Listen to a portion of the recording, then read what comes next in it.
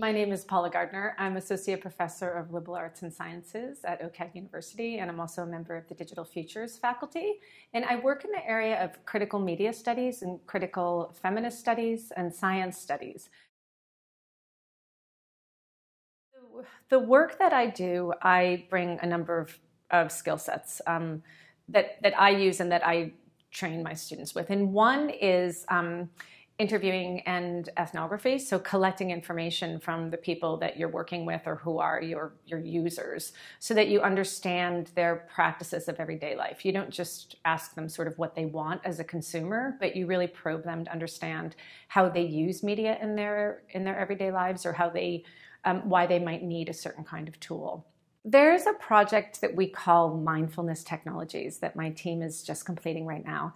And I'm really proud of this project because it's a collaboration with psychotherapists at Trillium Health Center and clients who were depressed teens. And a lot of them were very, very depressed, like suicidally depressed.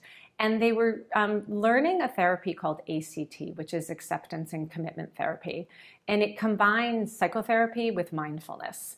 So the idea is to teach people to sit with emotions that might feel disabling and to not try to fix them, and that's the mindfulness part. And while they're decompressing and being okay with being a bit anxious or depressed, they learn to assess their values so that they can set goals that are really important to them. And so it teaches them to keep their eye on the prize and to move through life in a way that feels that is productive and functional. And in the midst of this, depression and anxiety symptoms tend to dissipate. Our challenge with this project was to migrate this form of psychotherapy to a mobile device so that the kids could use this therapy outside of the clinic. What we did was we first used a critical and cultural studies approach, which was to understand what their everyday life looks like. Do they ride the bus? Do they walk home? And then when they do that, what devices are they using, or do they like to use? Are they using iPhones? Are they using tablets? Are they using nothing? And then we asked them what pieces of the therapy they liked the most and that they would like to be using more outside of the clinic. It was really productive, and we came up with an app that augments the psychotherapy. So I really like this project because the clients had 100% commitment to working on this project. These, if you can imagine, 15 depressed teens showing up for workshops continually to co-develop this app with us and with the psychotherapists. It is attentive to the values of the psychotherapy. The app augments the psychotherapy, and it fits into their everyday life routines. So it's in development right now, and it's going to production.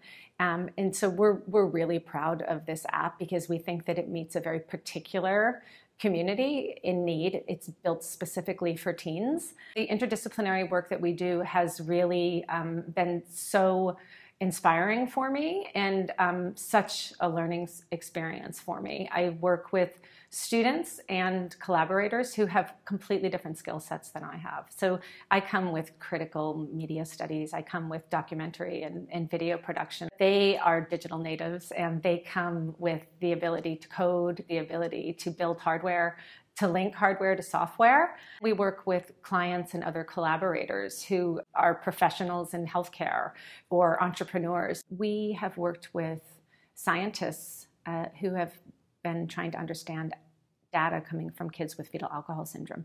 And they've collected data about how their cognition operates, looking at fMRI scans, by testing chemicals in their blood, and by using rapid eye motion.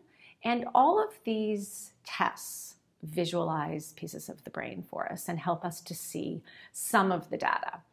But there tends to be, again, this biomaterialist approach where we assume that data tells us the complete story of cognition.